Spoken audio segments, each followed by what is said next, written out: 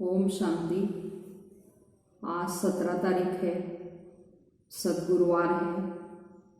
तो प्यारे बाबा ने आज सारे दिन का स्वमान दिया है। मैं जागती ज्योत हूँ, तो मैं मस्तक के बीच विराजमान एक जागती ज्योत हूँ।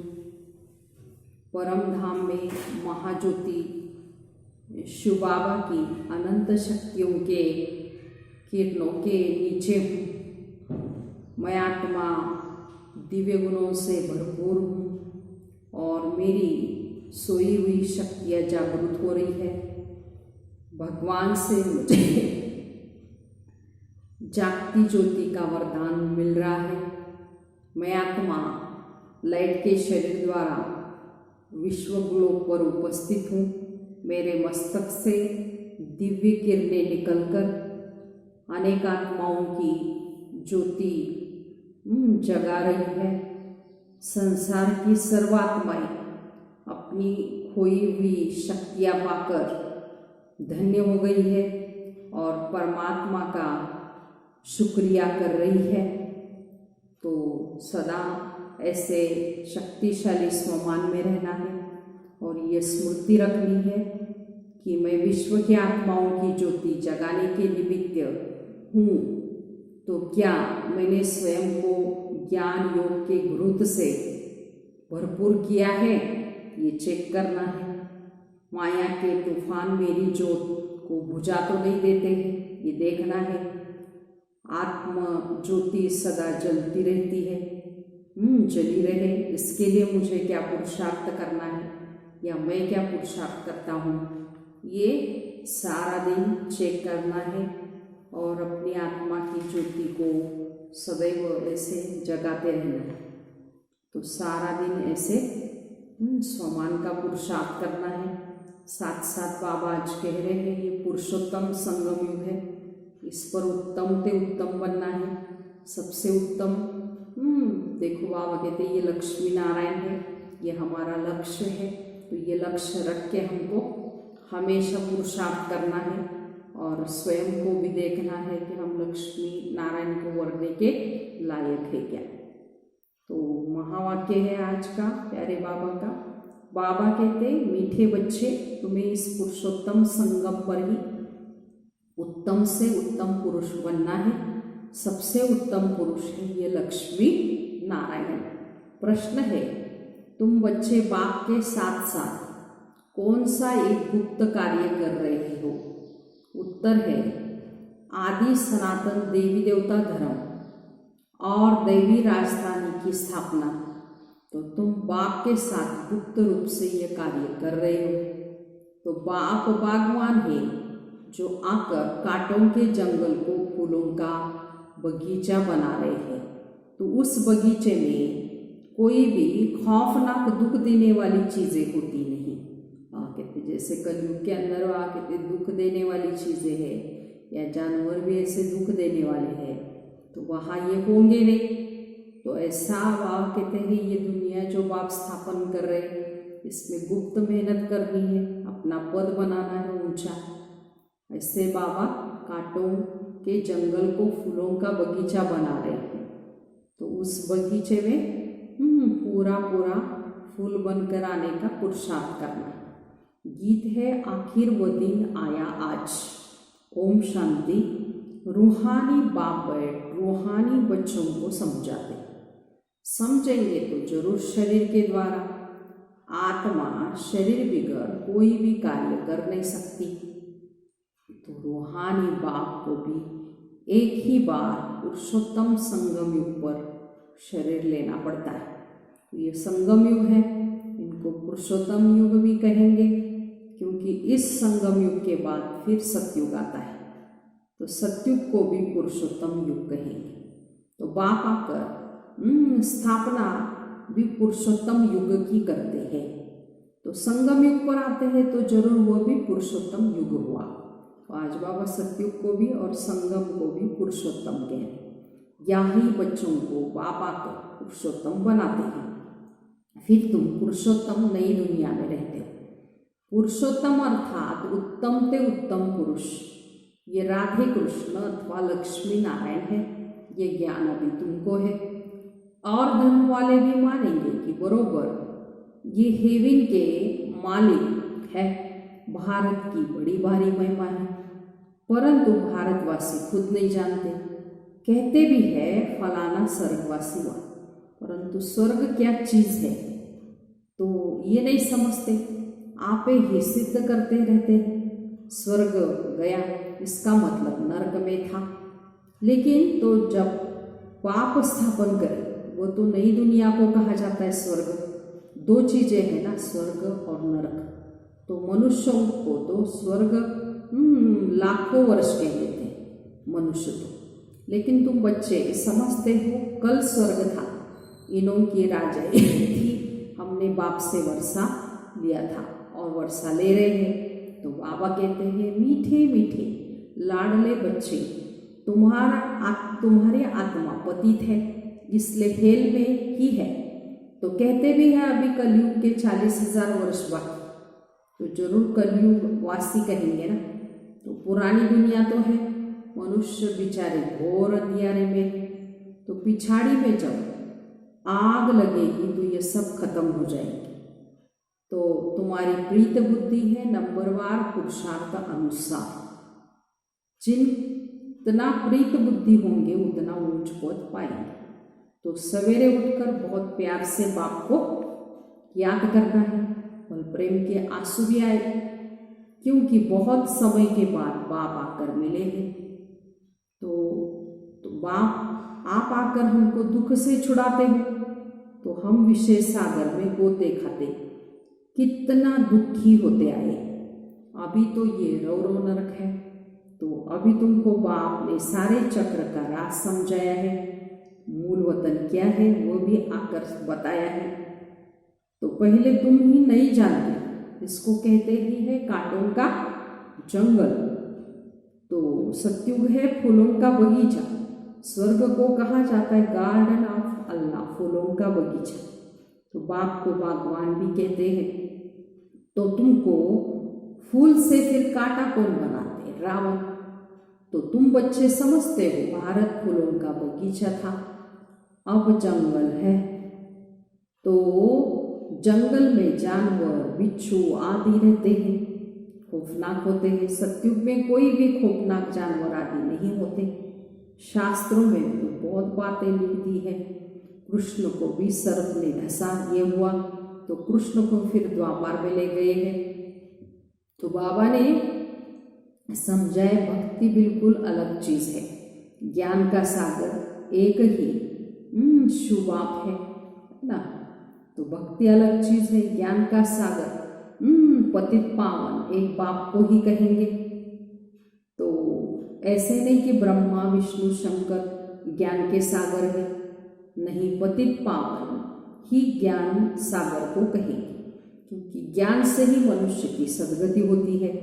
सद्गति के स्थान है दो, एक है मुक्ति धाम और दूसरा है जीवन मुक्ति धाम। तो अब तुम बच्चे जानते हो राजधानी स्थापन हो रही है, परंतु गुप्त है। तो बाप ही आकर आदि सनातन देवी देवता धर्म की स्थापना कर रहे हैं। तो सब अपने अपने मनुष्य चोले में आते हैं। तो बाप को अपना चोला तो है नहीं, इसलिए इनको निराकारी गॉडफादर कहा जाता है। बाकी सब है साकारी, तो इनको कहा जाता है इनकॉर्पोरियल गॉडफादर, इनकॉर्पोरियल आत्माओं का। तो तुम आत्माएं भी वहां रहती हो, बाप भी वहां रहते हैं, परंतु गुप्त। तो बाप ही आकर आदि सनातन देवी देवता धर्म की स्थापना करते हैं। तो मूल वतन में कोई दुख की बात नहीं। बाबा कहते तुम्हारा कल्याण है ही एक बात में, बाप को याद करो, मन बना हो, बस बाप का बच्चा बना। बच्चे को वर्षा अंडरस्टूड है, अलग को याद किया तो वर्षा जरूर है, सत्युगी नई दुनिया का। तो इस बाबा कहते हैं पति दुनिया का विनाश तो जरूर होना है और हमको अमरपुरी सत्युग में जाना है।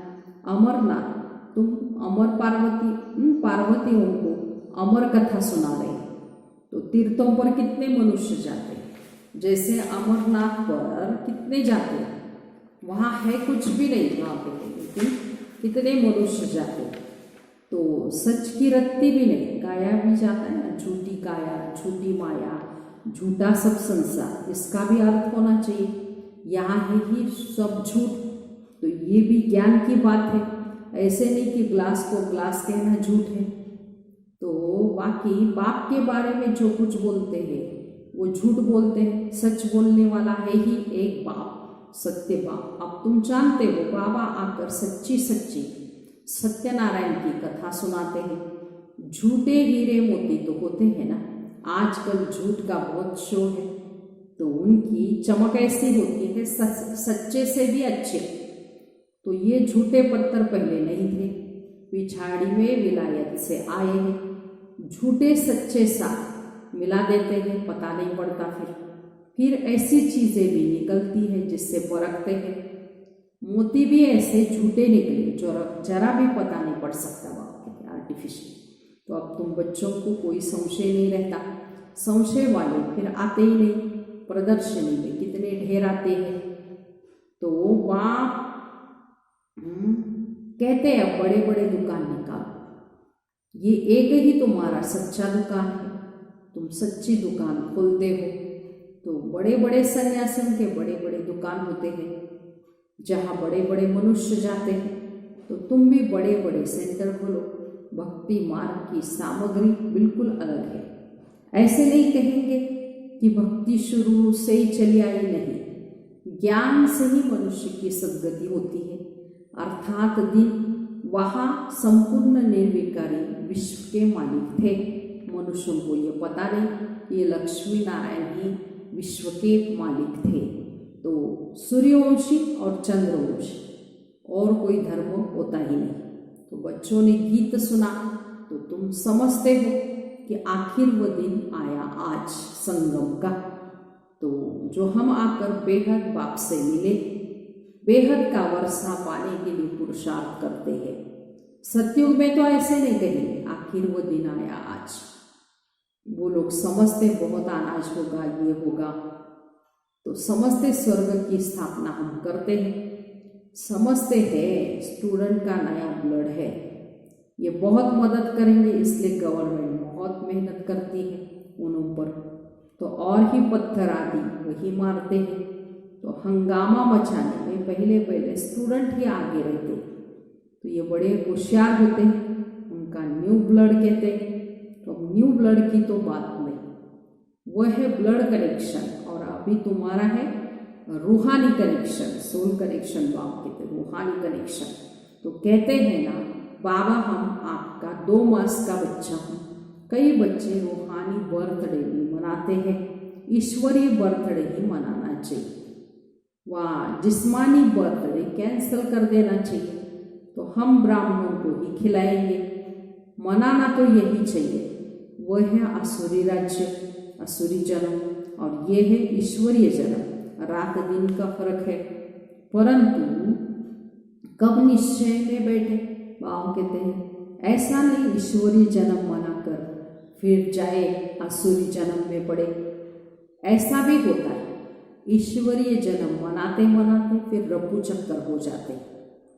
आजकल तो मैरिज डे भी मनाते हैं, है ना, शादी को जैसे कि अच्छा शुभ कार्य कहते हैं।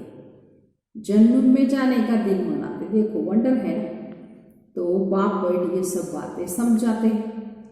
अब तुम बच्चों को ईश्वरीय बर्थडे ब्राह्मणों के साथ मनाना है।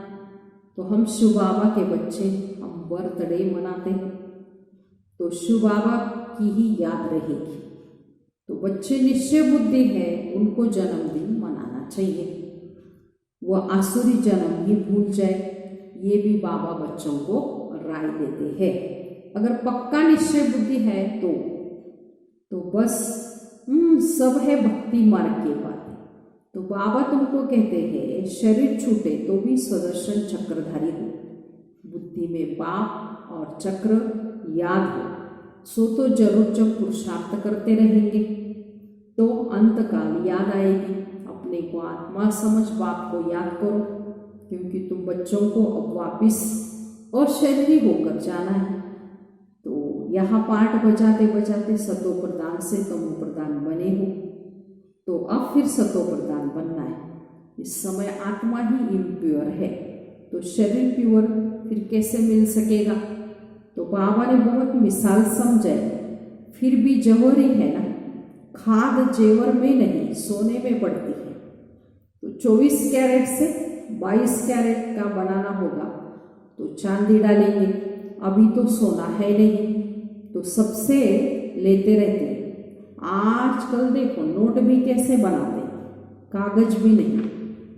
तो बच्चे समझते कलब कलब ऐसा होता आया है, पूरी जांच रखते, लॉकर्स आदि खुलाते हैं, जैसे किसकी तलाश आदि ली जाती। गायन भी है, किनकी दबी रहे धूल में, किनकी राजा खाए, किनकी चोर लुटाए, किनकी आग जलाए। कहते जो धनी के नाम सफल करे वही सफलता को पाए। आगे भी जोर से, आग भी जोर से लगती है। तो बच्चे जानते ये सब होना है, इसलिए बैगेज तुम भविष्य के लिए तैयार कर रहे हो। और कोई को मालूम थोड़ी है, तुमको ही वर्षा मिलता है 21 जन्मों के लिए। तुम्हारे ही पैसे से भारत स्वर्ग बन रहा है, जिसमें फिर तुम ही निवास करेंगे। तो तुम बच्चे अपने ही पुरुषार्थ आप ही राज्य तिलक लेते हो। गरीब निवास बाबा स्वर्ग का मालिक बनाने आए हैं, लेकिन बनेंगे तो अपनी पढ़ाई से, कृपा या आशीर्वाद से नहीं पाओगे। टीचर को तो पढ़ाना धर्म है, कृपा की बात नहीं। तो टीचर को गवर्नमेंट से पगार मिलती है, सो तो जरूर पढ़ाएंगे, इतना बड़ा इजाफा मिलता है। तो पद्मा पदम बनती हो, कृष्ण के पाँव में पदम की निशानी देते। तो तुम यहाँ आए हो भविष्य में पदमपति बनने, तो बहुत सुखी साहूकार अमर बनते हो, तो काल पर विजय पाते हो। इन बातों को मनुष्य समझ न सके तो तुम्हारी आयु पूरी हो जाती है, अमर बन जाते हैं। उन्होंने फिर पांडवों के चित्र लंबे चौड़े बना दिए हैं। समझते पांडव इतने लंबे थे, अब पांडव तो तुम हो, इतना रात और दिन का फर्क है। मनुष्य कोई जास्ती लंबा होता नहीं, 6 फुट का ही होता है। भक्ति मार्ग में पहले पहले शिव बाबा की भक्ति होती है, वो बड़ा बनाएंगे नहीं, है ना। तो बनाते हैं लिंग, पहले पहले शिव बाबा की अविचारी भक्ति चलती है, फिर देवताओं की मूर्तियां बनाते हैं, उनके फिर बड़े बड़े चित्र बनाते हैं, फिर पांडवों के बड़े बड़े चित्र बनाते हैं। ये सब पूजा के लिए चित्र आदि बनाते हैं। लक्ष्मी की पूजा 12 मास में एक बार करते हैं, देखो। लेकिन जगदम्बा की पूजा रोज करते रहते हैं। तो ये भी बाबा ने समझा, तुम्हारी डबल पूजा होती, मेरी तो सिर्फ या आत्मा यानी लिंग की पूजा होती, तुम्हारी शालिग्राम रूप में भी पूजा होती है, और फिर देवताओं के रूप में भी पूजा होती है। ऐसे डबल पूजा होती। रुद्र यज्ञ रचते हैं तो कितने शालिग्राम बनाते हैं। तो कौन बड़ा हुआ, तब बाबा बच्चों को नमस्ते करते हैं, कितना ऊंच पाठ प्राप्त कराते हैं। देखो बाबा कहते हैं, तो बाबा कितनी गुह्य बातें सुनाते हैं। तो बच्चों को कितनी खुशी होनी चाहिए। हमको भगवान पढ़ाते हैं, भगवान भगवती बनाने के लिए, तो कितना न शुक्रिया मानना चाहिए। बाप की याद में रहने से स्वप्न भी अच्छे आएंगे, साक्षात्कार भी होगा अच्छा बाबा के को, लेकिन बाप की याद में रहने का पुरुषार्थ करना है। अच्छा मीठे मीठे सिकिलते बच्चों पर माँ पिता बाप दादा का याद प्यार और गुड मॉर्निंग। रूहानी बाप की रूहानी बच्चों को नमस्ते। हम रूहानी बच्चों की रूहानी माता पिता बाप दादा को याद प्यार गुड मॉर्निंग और नमस्ते। हम बनेंगे फरिश्ते। वाह बाबा वाह, शुक्रिया बाबा शुक्रिया, थैंक्स बाबा थैंक्स। अब इस सारी मुरली का धारणा के लिए मुख्य सार सुनिए। पहली पॉइंट है अपना ईश्वरीय रूहानी बर्थडे मनाना है, रूहानी कनेक्शन रखना है, ब्लड कनेक्शन नहीं। आसुरी जिस्मानी बर्थडे कैंसर, वो फिर याद भी ना आए। दूसरी पॉइंट है अपना बैगेज भविष्य के लिए तैयार करना है। अपने पैसे से भारत को स्वर्ग बनाने की सेवा में सफल कर दें। अपने पुरुषार्थ से अपने को ही राज्य तिलक देना है। वरदान, स्मृति का स्विच ऑन कर सेकेंड में अशरीरी स्थिति का अनुभव करने वाले प्रीत बुद्धि भव। विस्तार है, जहाँ प्रभु प्रीत है वहाँ अशरीरी बनना 1 सेकेंड के खेल के समान है। जैसे स्विच ऑन करते ही अंधकार समाप्त हो जाता है, ऐसे प्रीत बुद्धि बन स्मृति का स्विच ऑन करो तो देह और देह की दुनिया की स्मृति का स्विच ऑफ हो जाएगा। ये सेकेंड का खेल है। मुख से बाबा कहने में टाइम लगता है, लेकिन स्मृति में लाने में टाइम नहीं लगता। तो ये बाबा शब्द ही पुरानी दुनिया को भूलने का आत्मिक बॉम्ब है। ऐसे बाबा ने सारे दिन के लिए प्रीत बुद्धि भव का वरदान दिया है, जिसमें बाबा ने कहा जिनकी प्रभु से प्रीत है वहाँ अशरीरी बनना कोई बड़ी बात नहीं, 1 सेकेंड की बात है, खेल समझने बाबा। इसके लिए लेकिन स्मृति का स्विच ऑन चाहिए बाबा कहते। तो जैसे बाबा कहते वो स्विच ऑन करते तो अंधकार 1 सेकेंड में मिट जाता। ऐसे स्मृति का स्विच ऑन करेंगे, देह की दुनिया बाबा कहते हैं ऑटोमेटिक इसका स्विच ऑफ हो जाएगा और देह की दुनिया को भूलते जाएंगे। ये 1 सेकेंड का खेल है बाबा कहते हैं। और इसके लिए आत्मिक बॉम्ब बाबा कहते वैसे मुख से बाबा कहने के लिए टाइम लगता है, लेकिन स्मृति में लाने के लिए टाइम नहीं लगता, 1 सेकेंड का खेल। ऐसे बाबा शब्द ही आत्मिक बॉम्ब है बाबा कहते। स्लोगन है, देह भान की मिट्टी के बोझ से परे रहो तो डबल लाइट फरिश्ता बन जाएंगे। फरिश्ता माना देह और देह के संबंधियों को भूल एकदम लाइट स्थिति की अनुभूति, देह की दुनिया को भी भूलना है, एकदम हल्का रहना है, डबल लाइट रहना है, उसको ही फरिश्ता कहते हैं। फरिश्ता अर्थात किसी से भी रिश्ता नहीं। अच्छा, ओम शांति।